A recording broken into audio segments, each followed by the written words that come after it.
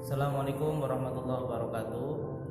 Jumpa lagi dengan saya Adut Aspriana, mahasiswa semester 4 di Sekolah Tinggi Agama Islam Bandung Provinsi Banjarnegara. Pada video kali ini saya akan menerangkan, tentunya masih berkaitan dengan ilmu ekonomi, karena kita tahu bahwa ekonomi selalu berkaitan dengan adanya hukum, karena bagaimanapun di Indonesia ini ekonomi syariah pun masih berkaitan dengan perundang-undangan, artinya perundang-undangan masih mengatur semuanya. Nah, pada video kali ini saya akan menerangkan tentang legal drafting. Legal artinya adalah resmi. Seperti kita tahu, sering kita dengar istilah ilegal berarti tidak resmi.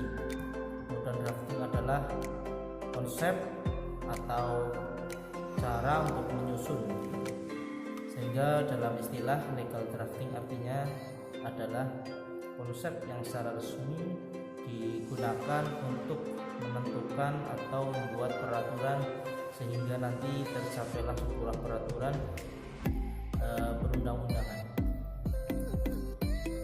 Legal drafting secara makna luas yaitu kajian ilmiah yang dimana itu nanti menghasilkan perundang-undangan.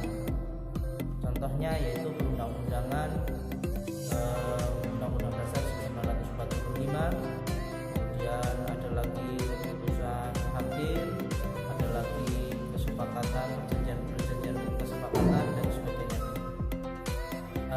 Adapun dalam pemerintah membuat perundang-undangan melalui beberapa tahap, yang diantaranya yaitu pertama perencanaan. Tentu saja jika kita membuat peraturan harus adanya perencanaan yang sehingga nanti menjadi sebuah aturan, tidak menjadi sebuah peraturan yang tidak sesuai dengan yang kita harapkan. Kemudian selanjutnya ada tahap kedua yaitu pembahasan, yaitu di mana proses menggodok, nyaring, memberi masukan tentang perencanaan perundang-undangan yang sedang kita atau kita konsep.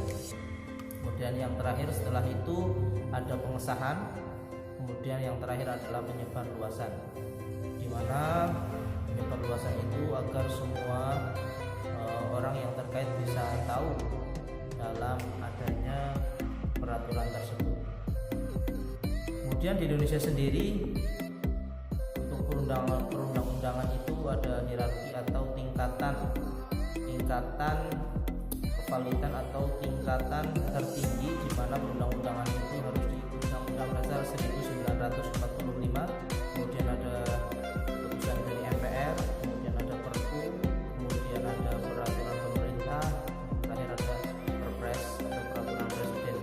Itu adalah hierarki atau tingkatan-tingkatan di mana yang harus didahulukan peraturannya.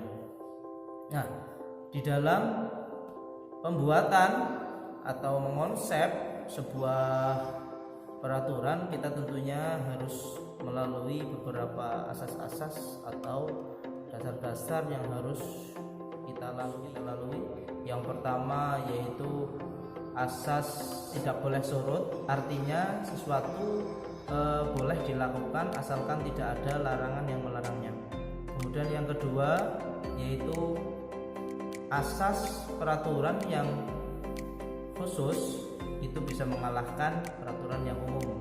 Artinya apabila ada peraturan khusus itu harus dimenangkan daripada peraturan umum. Kemudian asas terdahulu atau peraturan yang terdahulu itu boleh bisa dikalahkan dengan peraturan yang baru atau dikenal dengan amandemen atau perubahan perundang-undangan.